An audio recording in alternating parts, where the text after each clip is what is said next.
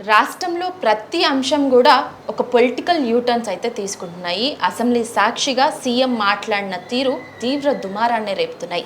మజ్లిస్తో కలిసి సీఎం కుట్రపూరితంగా వ్యవహరిస్తున్నారు అన్న సంచలన కమెంట్ చేశారు బీజేపీ సీనియర్ నేత Laxman sir. So Rajya Sabha MP కూడా సార్తో మాట్లాడదాం, చాలా విషయాలు తెలుసుకుందాం సార్తో మాట్లాడి. అసలు పొలిటికల్ టర్న్స్ ఎందువల్ల తీసుకుంటున్నాయి, అసలు ప్రజా సమస్యలను ఎందుకు సీఎం పక్కన పెట్టారన్న విషయాలని అడిగి తెలుసుకుందాం. సార్ నమస్తే. నమస్తే సార్, నేను మొన్న మాట్లాడిన మాటల మీద మీరు కామెంట్స్ కూడా చేశారు. సో నిజంగా అసెంబ్లీ సాక్షిగా ఒక అంటే సీఎం అల్లు అర్జున్ని దృష్టిలో పెట్టుకొని కమెంట్ని ఎట్లా చూస్తారు? నిజంగా అల్లు అర్జున్ మీద కోపం అంటారా, లేదంటే సినీ తెలుగు ఇండస్ట్రీ మీదనే సీఎంకి కోపమా? ఎందుకు అసలు ఆ కోపం? సంధ్యా థియేటర్లో జరిగినటువంటి ఉదంతం పట్ల తీవ్ర విచారాన్ని మేము వ్యక్తం చేస్తూ ఉన్నాం. అక్కడ ఒక మహిళ చనిపోవడము, ఆ పుష్ప 2 రిలీజ్ సందర్భంగా తొక్కిసలాటలో అందులో వారి అబ్బాయి కూడా అపస్మారక స్థితిలో ఆసుపత్రిలో కొనసాగడం కూడా చాలా బాధాకరమే. చాలా తీవ్రంగా మేమందరం కూడా విచారాన్ని వ్యక్తం చేస్తున్నాము. ఆ సంఘటన పట్ల కూడా అందరం ఖండిస్తూ ఉన్నాం. కానీ ప్రత్యక్ష ప్రమేయమైనటువంటి అల్లు అర్జున్ను ఒక అంతర్జాతీయ ప్రఖ్యాతిగాంచినటువంటి ఒక సినీ నటుడు. ఇవాళ తెలుగు ప్రజలే కాదు, భారతదేశం గర్వపడుతూ ఉన్నది. వారు తీసినటువంటి సినిమా ఇవాళ దేశవ్యాప్తంగా కాదు, ప్రపంచవ్యాప్తంగా కూడా ఈ రకంగా తెలుగు సినీ నటీనటులు అంతకుముందు RRR సినిమా మొత్తం ప్రపంచం మొత్తం మీద కూడా ఏ రకంగా మరి మొత్తం అభిమానులే కాదు ప్రజలంతా కూడా ప్రపంచవ్యాప్తంగా తిలకించి ఆస్కర్ అవార్డు ఆ సినిమాలో ఉన్న పాటకు రావడం తెలుగు ప్రజలుగా మనం గర్వపడుతున్నాం. అటువంటి సినీ ఇండస్ట్రీ పట్ల రేవంత్ రెడ్డి గారు బాధ్యత రహితంగా అసెంబ్లీగా వేదికగా చేసుకొని అందులో మజ్లిస్ పార్టీ అక్బరుద్దీన్తో కుమ్ముకై లేని అంశాన్ని తెర మీద తీసుకొచ్చి ప్రస్తావించి వారు వాడిన పదజాలం హెచ్చరికలు చూస్తూ ఉంటే అసలు తెలుగు సినీ ఇండస్ట్రీ హైదరాబాద్లో కొనసాగడం ముఖ్యమంత్రి గారికి ఏమాత్రం కూడా ఇష్టం లేదా? వారి మీద ఉన్న అక్కస్ ఏంటిది? అంత విద్వేషం ఎందుకు వారు వ్యక్తం చేస్తున్నారో అర్థం కావటం లేదు. అల్లు అర్జున్ గారు తప్పకుండా ఆ కుటుంబాన్ని ఆదుకోవాలా. వారు ప్రమేయం లేకపోయినట్టు జరిగిన సంఘటన పట్ల వారు కూడా బాధ్యత తీసుకొని ఆ కుటుంబానికి అన్ని రకాలుగా కూడా సహాయం చేయాల్సిన అవసరం ఉంది, సహాయం చేయాల్సింది కూడా. కానీ ఇవాళ కొంతమంది ప్రమేయం లేనటువంటి పోలీసు ఆఫీసులతో కూడా వారు చేసేటువంటి వ్యాఖ్యలు, హెచ్చరింపులు, బెదిరింపులు అని ఏ స్థాయికి మీరు తీసుకెళ్తున్నారు? ఆ రకంగా వరుస క్రమంలో ముఖ్యమంత్రి రేవంత్ రెడ్డి గారు కూడా సినీ ఇండస్ట్రీ వాళ్ళు వ్యాపారం చేస్తున్నారు, సంపాదిస్తున్నారు, వాళ్ళు ఏమైనా ఊరిక చేస్తున్నారు అనే రీతిలో మాట్లాడడం అనేది అది దిగజారుడు రాజకీయం. నీకు నిజంగా ఏమాత్రం చిత్తశుద్ధి ఉన్నట్టయితే అక్బరుద్దీన్ ఓవైసీ ఏదైతే చెరువుల్లో ఆక్రమించుకొని కట్టినటువంటి పాఠశాల మీద మరి FTLలో ఉన్నదని తెలిసి మీరే చెప్పిన మీరు ఎందుకు ఆగిపోయినారు? అంటే ప్రజలు గమనిస్తున్నారు. ఇది మంచి సంప్రదాయం కాదు. ఎందుకంటే ప్రజల దృష్టి నుంచి వారి వైఫల్యాలను ఎన్నికల ముందు కాంగ్రెస్ పార్టీ ఇచ్చిన గ్యారెంటీలు, హామీలు అన్నీ కూడా ఇవాళ అటకెక్కించి ఇవాళ రైతు రుణమాఫీ అన్నారు, కొంతమందికి పరిమితం చేశారు. రైతు బంధు లేదు, రైతు భరోసా లేదు. 100% కంప్లీట్ చేసినాం మేము రుణమాఫీ, అంతా అయిపోయింది. అది వాస్తవం కాదు, అది వాస్తవం. ఇవాళ లెక్కలు మనం చూస్తూ ఉన్నాము. 31,000 కోట్ల అప్పు తీరుస్తామని దాన్ని 18,000 కుదించి స్వయంగా మంత్రి చెప్పారు. రెండో విడతలో 13,000 కోట్లు వాళ్ళు బాకీలు తీస్తామని. రుణమాఫీ విషయంలో ఎందుకు స్పష్టత ఇవ్వలేదు నేను అసెంబ్లీలో? ఎంతమందికి ఇస్తాము, ఎప్పటి నుంచి ఇస్తాము, ఎంత మేరకు ఇస్తాము, ముఖ్యమంత్రి అంశం మీద దాటేశారు. ఇవాళ మహిళలకు పెన్షన్ల విషయం లేదు, నిరుద్యోగ భృతి ఏమిటి? ఆ రకంగా మీరు రైతు కూలీలకు కూడా మీరు ఆర్థిక సాయం చేస్తామన్నారు, కౌలు రైతులకు మీరు పెట్టుబడి సాయం చేస్తామన్నారు. ఇవన్నీ కూడా కేవలం ఎన్నికల్లో ఓట్లు పొందేదానికని. అంటే ఇవాళ గ్యారంటీలు కాంగ్రెస్ పార్టీ అంటే కేవలం వారి యొక్క అవినీతికి గ్యారంటీ, కాంగ్రెస్ పార్టీ అంటే కుటుంబ పాలనకి గ్యారంటీ, లేదా ముస్లిం సంతుష్టీకరణ విధానాలకే గ్యారంటీ తప్పితే ఇవాళ దేశమంతా తేలిపోయింది కాంగ్రెస్ పార్టీ. 1 సంవత్సరం గడవక ముందే రేవంత్ రెడ్డి ప్రభుత్వం మీద ఇంత వ్యతిరేకత మూట కట్టుకున్నాడంటే ప్రజలు అమాయకులు కాదు. ఆ రోజు కేసీఆర్ పట్ల వారి ప్రభుత్వం పట్ల వ్యతిరేకత వల్ల కాంగ్రెస్ అధికారంలోకి వచ్చింది, కానీ కాంగ్రెస్ మీద ప్రేమతో అభిమానంతో ఓటేసి గెలిపించలేదు. టీఆర్ఎస్ మీద ఉన్న అక్కసుతో ఆక్రోషంతో ప్రజలు ఓటేసి గెలిచారు. గెలిచిన దాన్ని నిలుపుకోలేకుండా ఒక ఏటీఎంగా మారింది ఇవాళ కాంగ్రెస్. తెలంగాణ కాంగ్రెస్ పార్టీ అంటే any time money to Delhi. దేశంలో ఎక్కడ ఎన్నికలు జరిగినా కాంగ్రెస్ పార్టీకి మూటలు ఇక్కడి నుంచి సర్దుతూ ఉన్నారు ఈ కాంగ్రెస్ నాయకులు. ఇది తెలంగాణ సంపద, తెలంగాణ ఆస్తులు కొల్లగొడుతున్నారు. ఆస్తులు అమ్మి అప్పులు తెచ్చి బాకీలు చెల్లిస్తామని, లేకపోతే మీరు ఇచ్చినటువంటి హామీలు నెరవేర్చడానికి అప్పుల మీద అప్పులు చేస్తున్నారు తప్పితే తెలంగాణ భ్రష్టు పట్టిస్తాం. సో అల్లు అర్జున్ విషయంలో, హీరో అల్లు అర్జున్ విషయంలో అంత మొండిగా సీఎం వ్యవహరించాల్సిన అవసరం ఏముందంటారు? అట్లాగే నిన్న మన అసెంబ్లీలో కూడా చూసినాం సార్, అంటే అక్బరుద్దీన్ మాట్లాడిన వెంటనే లేచి సీఎం రేవంత్ రెడ్డి ఇదే టాపిక్ మీద మళ్ళీ సో ఉగ్రరూపం చూపించిండు అనేసి అన్ని పెద్ద పెద్ద స్ట్రీమ్ మీడియాస్ అన్నీ ఎంచుకున్నాయి. సో అంటే ఎందుకు అంత రేవంత్ రెడ్డి గారు చెప్పాల బాధ్యత అది ఎందుకు అనేది వారే చెప్పాలా, మీరు అడగాలి వారిని. ఎందుకు అంత కక్ష? ఇప్పుడు అనేకమైన ఆత్మహత్యలు రైతులే జరిగినాయి. ముఖ్యమంత్రి బాధ్యులని చెప్పి చీటీలు రాసి చనిపోయిన వాళ్ళు ఎందుకు ముఖ్యమంత్రి మీద కేసులు పెట్టలేదు మరి ఇంతవరకు? ఇప్పుడు అనేకమైనటువంటి తొక్కిసలాటల్లో బహిరంగ సభలు చనిపోయారు. ఆ నాయకుల మీద మీరు కేసులు పెడతారా? ఆ నాయకులు దానికి ప్రత్యక్ష బాధ్యులు అవుతారా? మీ వైఫల్యం, పోలీసులు ప్రభుత్వం వైఫల్యం. సంధ్యా థియేటర్లో మీరు బందోబస్తు ముందస్తుగా చేసి జాగ్రత్తలు తీసుకోవాల్సింది పోయి, ఒక ప్రేక్షకుడిలా సినిమా ఎవరైనా రావచ్చు, ఒక సెలబ్రిటీ వచ్చినప్పుడు జాగ్రత్తలు తీసుకోవాల్సిన బాధ్యత మీది. తీసుకోకుండా ఇవాళ మీరు చూస్తున్నారు అనేక మంది ఇవాళ రైతులు ఈ ప్రభుత్వం ఇచ్చిన హామీలు నెరవేర్చకపోవడం వల్ల, అప్పులు తీరకపోవడం వల్ల ఆత్మహత్యలు చేసుకుంటున్నామని పురుగుల మందు తాగిన వాళ్ళు అనేక మంది ఉన్నారు. దానికి మీ మీద ఎందుకు కేసు పెట్టారు? మరి ఈ పోలీసులు కూడా పార్టీ కార్యకర్తలుగా మాట్లాడిన ఆ ఏసీపీ మాట్లాడిన భాష ఏమిటి? ఎవరు, ఆయనకి ఏం సంబంధం? అంటే ముఖ్యమంత్రి మెప్పు కోసం మాట్లాడినావా? మీరు ఆక్రోషం ఎందుకు? కాబట్టి ప్రజలు గమనిస్తున్నారు, ఇది మంచి సంప్రదాయం కాదు. అంటే అసెంబ్లీ వేదికగా 6 గ్యారంటీల విషయంలో ఎప్పుడు అమలు చేస్తారు ఏంటి అన్న విషయంలో పబ్లిక్ చాలా ఎదురు చూస్తున్నారు. అట్లాంటి ఇప్పుడు లగచర్ల ఇష్యూ కావచ్చు, గురుకులాల్లో ఫుడ్ పాయిజన్తో చనిపోయిన మెంబర్స్కి డబ్బులు ఇచ్చే విషయం, ఏదైనా సరే సార్, అంటే ఇవన్నిటిని పక్కదారి పట్టించేందుకే సో అంటే ఈ ఇష్యూని తీసుకొచ్చిరంటారా తెర మీదకి? నిజంగా అసెంబ్లీలో మాట్లాడాల్సినంత టాపిక్ అంటారా ఇది అల్లు అర్జున్ విషయం? వీరు ఇచ్చిన 6 గ్యారంటీలు సంవత్సరంగా వస్తున్నది, అమలు నోచుకోవటం లేదు. ప్రజల్లో అసంతృప్తి, ఆక్రోషం, ఆవేశం పెరుగుతుంది. ఒకసారి హైడ్రా అంటాడు, రెండవసారి మూసి ప్రక్షాళన అంటాడు, మూడవసారి మరి రకరకాలైనటువంటి అంశాలు తెర మీద తీసుకొచ్చి ప్రజల దృష్టి మళ్లించడమే తప్పితే ఇచ్చిన హామీలు అమలుకు సాధ్యం కాదని వాళ్ళకి తెలుసు. వాళ్ళ జాతీయ అధ్యక్షులు మల్లికార్జున ఖర్గే గారే కర్ణాటకలో చెప్పారు, హామీలు ఇచ్చేప్పుడు ఒళ్ళు దగ్గర పెట్టుకుని హామీలు ఇవ్వాలా. ఇవాళ కర్ణాటకలో పరిస్థితి ఏమిటి? జీతాలు ఇవ్వలేని పరిస్థితి. హిమాచల్ ప్రదేశ్లో కాంగ్రెస్ అధికారంలో ఉన్న ఉద్యోగులకు జీతాలు ఇవ్వలేకపోతే కోర్టును ఆశ్రయిస్తే కోర్టు తీర్పునిచ్చింది, ప్రభుత్వ ఆస్తులమ్మి వాళ్ళకు జీతాలు ఇవ్వని చెప్పి. ఇది మీరు మహిళలకు ఏం చెప్పారు? సంవత్సరానికి టెన్షన్గా ఇదే రాహుల్ గాంధీ కటాకట్ మీ బ్యాంకులో నెలవారీగా పడుతుందని చెప్పారు. గ్యారెంటీ కార్డులు ఇచ్చారు, ఆ కార్డులు పట్టుకొని మహిళలు తిరుగుతున్నారు. వాళ్ళు ఊరికే పోదు.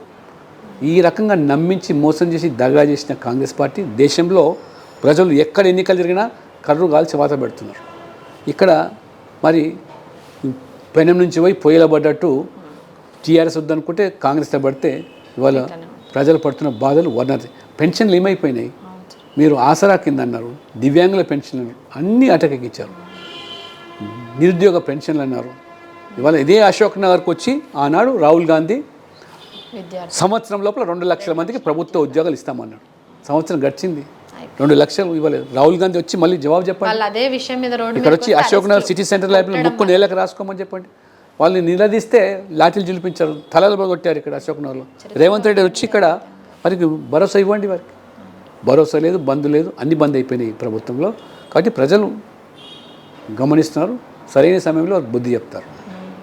సో రేవంత్ కుటుంబానికి కోమటిరెడ్డి వెంకటరెడ్డి మంత్రి 25 లక్షలు ఎక్స్గ్రేషియో ప్రకటించారు. అక్కడి వరకు సంతోషం అయినప్పటికీ గురుకులాల్లో అంటే విషపూరిత ఆహారం తిని చనిపోయిన విద్యార్థుల సంగతి ఏంటి? అట్లాగే హైడ్రా వల్ల నష్టపోయిన కుటుంబాలకు పరిహారం ఎక్కడ? అసలు ఇదంతటిని ఏం చేస్తారు సార్? వీటిని గాలికి వదిలేసినట్టే. హైడ్రా చెరువులు ఆక్రమించిన వాళ్ళను భారతీయ జనతా పార్టీ ఎక్కడ కూడా ఉపేక్షించమని కోరటం లేదు.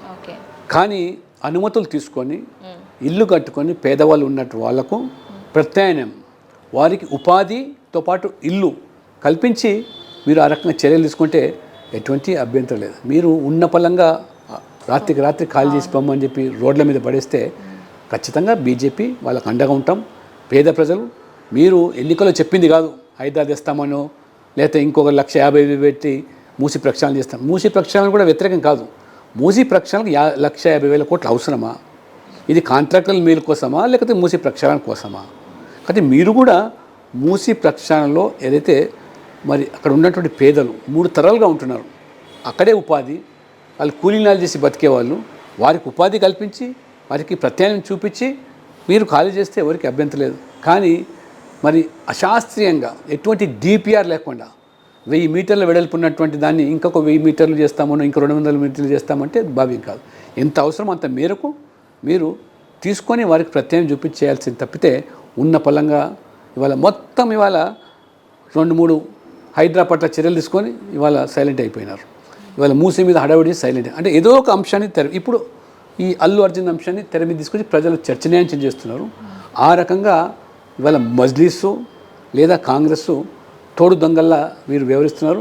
అసెంబ్లీలో కూడా ప్రజా సమస్యల మీద చర్చలు జరగకుండా ఏ రకంగా దూషణలు, తిట్ల పురాణాలు, ముఖ్యమంత్రి హోదాను మర్చిపోయి మాట్లాడుతున్నాడు. సో రీసెంట్గా ఒక అమ్మాయి శైలజ అని గురుకుల విద్యార్థిని సార్, ఆ అమ్మాయి చనిపోతే ఫుడ్ పాయిజన్ దిక్కెళ్ళి అమ్మాయిని ఎవ్వరూ నిమ్స్ హాస్పిటల్కి వెళ్ళి పరామర్శించలే, ఒక మినిస్టర్ కూడా ఒక ఎమ్మెల్యే కూడా.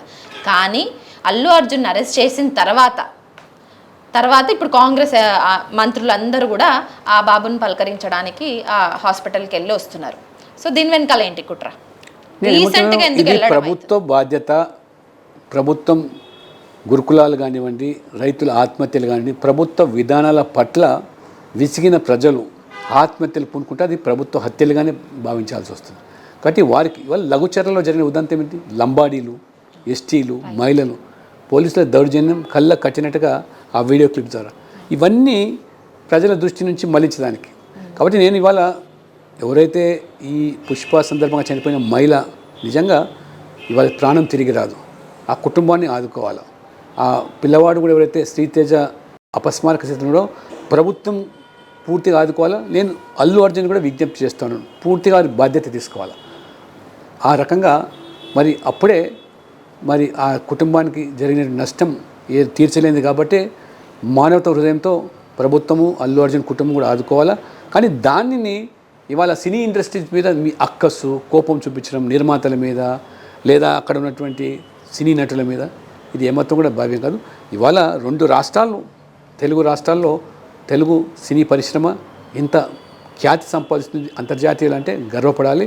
కాబట్టి ముఖ్యమంత్రి గారి మనసులో ఏముందో, ఎందుకు విద్వేషమో, ఎందుకు ఆ కక్ష అనేది ప్రజలు అర్థం చేసుకుంటారు. వారి యొక్క అసలు బెనిఫిట్ షోలకి పర్మిషన్ ఇచ్చిందే రేవంత్ రెడ్డి సర్కార్, దాంతోపాటు టికెట్స్ పెంపునకు కూడా పర్మిషన్స్ ఇచ్చింది. కానీ మొన్న రీసెంట్గా మాట్లాడిన మాటలు అంటే ఇక నేనున్నంత వరకు ఈ సీఎం సీట్లో నేనున్నంత వరకు బెనిఫిట్ షోస్ ఉండయి, టికెట్ల రేట్లు పెంచము అనేసి మాట అంటే ఈ మాట మార్చడాన్ని ఎట్లా చూస్తారు?